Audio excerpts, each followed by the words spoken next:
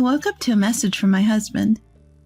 Contractions have started. The baby is finally coming. The news was about my sister-in-law, Mia, who is about to give birth. I don't usually interact much with Mia, but the thought of my soon-to-be niece filled me with excitement. I called my husband, full of anticipation. But contrary to my expectations, he sounded rushed. Don't come to the hospital. What? I'll go to the hospital. Just don't come, okay? He hung up abruptly. My mind was filled with questions. What was going on? Why would he push me away like that? Little did I know, an unexpected situation awaited me a few hours later. My name is Sophia. I work for a fairly large stationery company. I've been married to William for 2 years. We're not as passionate as we were in the beginning, but we get along well enough. I just turned 30 the other day. William is older than me, 35 this year. Considering our ages, I've been thinking it's about time to consider having children. One day, William went to a barbecue with a colleague. I was home alone when the doorbell rang. I opened the door to find my mother-in-law, Lily. Lily? Sophia, sorry for the sudden visit. I was in the neighborhood and thought I'd stop by. Of course, come on in. Thank you, I will. The apartment where William and I live is about an hour from the in-laws' house, using the highway. It's not too far, but we don't see Lily very often. I didn't see Lily very often because we were close enough to see each other if I wanted to. Occasionally, like today, Lily would drop by while shopping, or we would visit if we had time. I made coffee and served it with some snacks Lily brought. Lily took a sip of her coffee and said, "Thank you," with a pleased expression. Guess what Mia told me? She's pregnant. What? Mia is? Yes, surprising, isn't it? Mia is William's sister and my sister-in-law. She got married a year before us and now lives out of state. Whenever we meet at family gatherings, Mia always greets me warmly. I find her to be a lovely sister, even if she's my sister-in-law. Especially lately, as I've been thinking about having children, Mia's pregnancy feels even more relatable. I have no feelings of jealousy, just pure happiness for her. Mia and her husband have been married for 3 years now.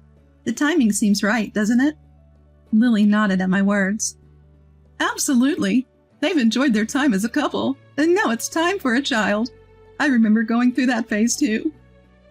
I've been thinking about kids as well. I'm already 30. Don't worry about it. Having kids in your 30s is not uncommon these days. Just go at your own pace. Lily, thank you. We've never had the kind of mother and daughter-in-law drama you see on TV. Lily always greets me with a smile, never pressuring me about having kids. Thanks to her, I've been able to take my time thinking about starting a family. That night, when William returned from the barbecue with his colleague, I brought up my conversation with Lily. Hey, William, Lily came by today, and guess what? Mia is pregnant. Really? Mia is? Yes, can you believe it? We're going to be an uncle and aunt. I wonder if it's a boy or a girl. Exciting, right? Yeah, it's exciting to think about the baby's gender. William's face broke into a smile, tinged with happiness. I felt a slight unease, but assumed he was just happy about the news. At that moment, I genuinely thought so. If he could be this happy about his sister's baby, he should be thinking seriously about having one with me, too. I couldn't help but voice my thoughts. I want a baby, too.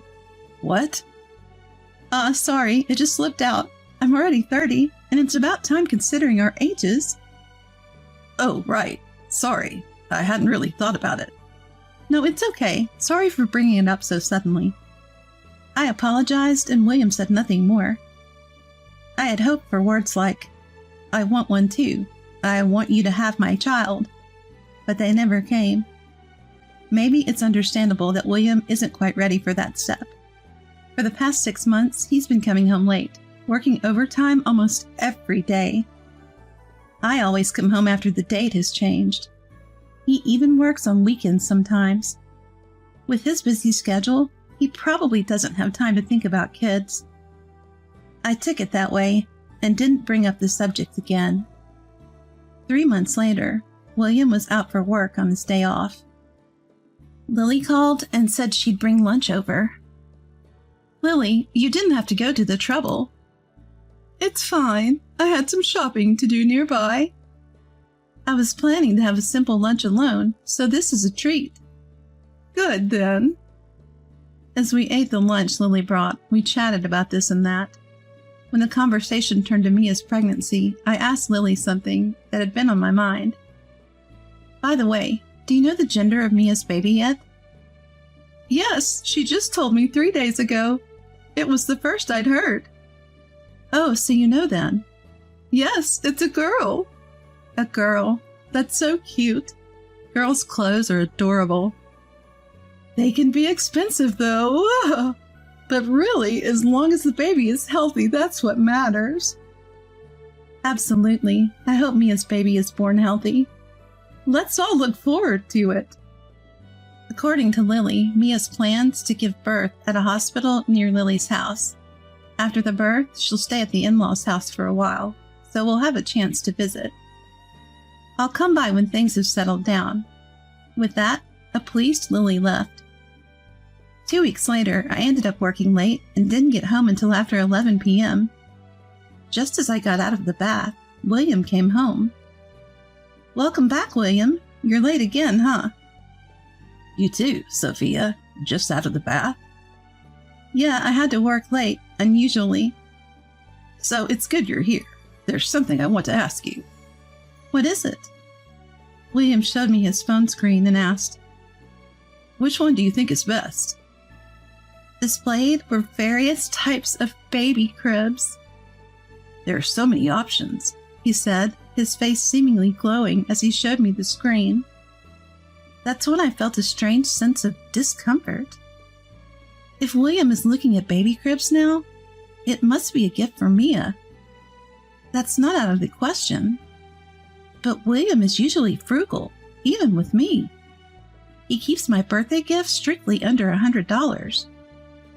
So it didn't make sense that he considered buying a crib for Mia that cost over $500. I cautiously spoke up as he happily browsed through the cribs. Is this crib a gift for Mia? Yeah, it is. She's my sister, after all. I should do something nice for her. Wouldn't it be best to ask Mia directly?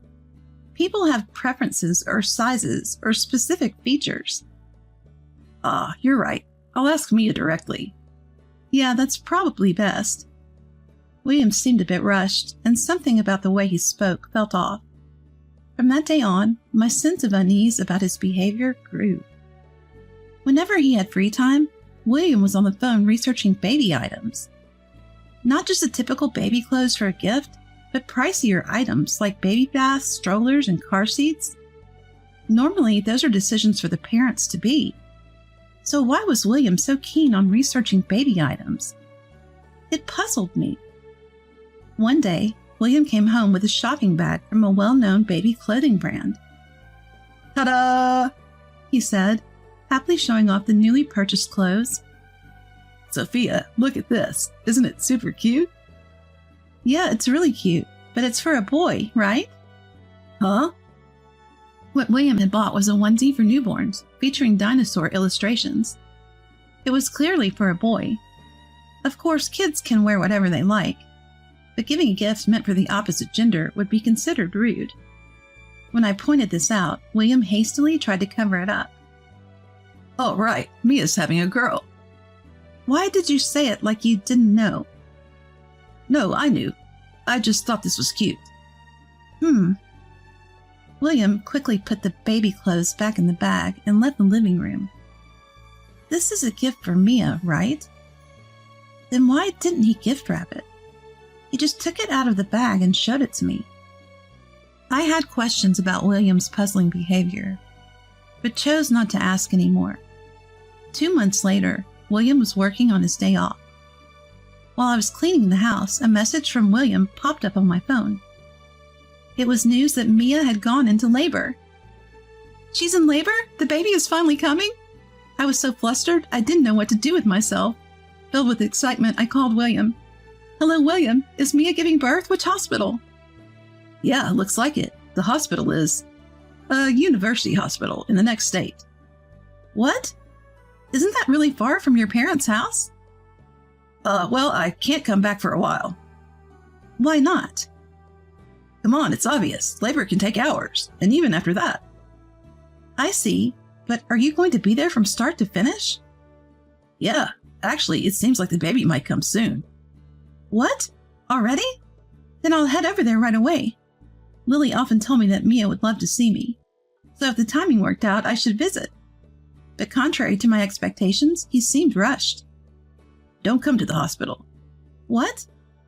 Just stay home. You can't do anything here anyway. I might not be able to help, but I want to congratulate Mia. I'll be at the hospital, so just stay home. Don't come, okay? He hung up abruptly. My mind was filled with questions. What's going on? Why did he have to refuse like that? I waited for a few hours, but there was no news of the baby being born. Curious, I decided to call Lily. Lily sounded as calm as ever. Lily, how's Mia doing right now? Huh? Mia? She just went for a walk. A walk during labor? Oh! Lily laughed at my words. Then she told me something unexpected. No, Sophia, the labor is still a ways off. What? The due date is next month. Mia just came over last week. What? Is that true? Don't worry. I'll let you know as soon as labor starts. William, too, of course. At that moment, the worst case scenario flashed through my mind. The late nights he claimed were due to overtime, the expensive baby cribs he was looking at, and, above all, lying to me about his sister going into labor on a different day. All the discomfort I'd felt suddenly connected. At the same time, a surge of anger welled up inside me. So that's what's been going on. I had believed that William, of all people, wouldn't do this. Well, now, I'm going to make his life a living hell. As I took a deep breath, Lily called my name from the other end of the phone. Sophia! I told Lily the truth. Lily, I think William is cheating on me. What? What do you mean? I can't say for sure, but he sent me this message that he's accompanying Mia in the hospital because she's in labor. What? That can't be. He also bought a onesie for a boy and showed it to me, even though Mia's baby is a girl. You're saying he might have a son with the woman he's cheating with? Probably, yes. A heavy silence filled the air. Lily was the first to speak. Wait for me, Sophia. I'm coming over. What? Right now, Lily? Just wait. Bye. The call ended, and an hour later, Lily and Mia arrived at my house. Mia, too? We heard William's causing a lot of trouble, so we came. I'm sorry, you're pregnant and it must be hard. Not at all. I can't give birth in peace unless we put that idiot William in his place. Mia grinned triumphantly, and Lily smiled confidently next to her. Their presence solidified my resolve. A few hours later, William came home and looked shocked to see the three of us. What? Why? His face turned pale, as if he was about to faint. Mia spoke first. Why? That's my line. I'm not in labor. Wait, no, that's... Who did you confuse me with?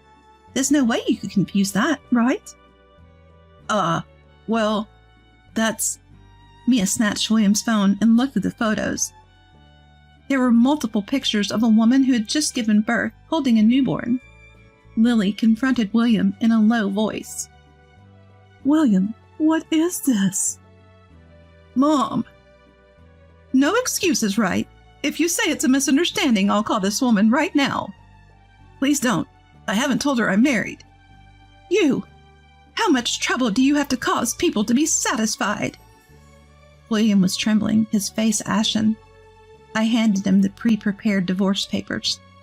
Sign this now. I'll contact you later about the alimony. Wait, Sophia, I don't intend to divorce you. Don't joke with me. You have a child with another woman, and you expect us to continue as a couple? What you've done is unforgivable. Sign the divorce papers and apologize, you scum. I was so angry, I forgot Lily and Mia were there. In the end, William signed the divorce papers in tears. With the help of Lily and Mia, I consulted a lawyer about the situation, including Harper, the woman he cheated with, and we had a proper discussion. As a result, I demanded compensation from both William and Harper. Harper, who didn't know William was married, had half of her compensation paid by William. Additionally, Harper demanded child support from William. He apparently proposed remarriage to her, but she flatly rejected him, saying, "Just pay the money, you scum. It's all his fault. All I can say is, serves you right." As for me, I still have a relationship with Lily and the others. Mia safely gave birth, and I recently gave her a baby gift. At that time, Mia said, "Even if you cut ties with that idiot William, you're still you, Sophia, and this child is still your niece." I can't express how much her kindness saved me. If Lily and Mia hadn't come that day, things wouldn't have ended so cleanly. With gratitude in my heart, I plan to slowly repay their kindness.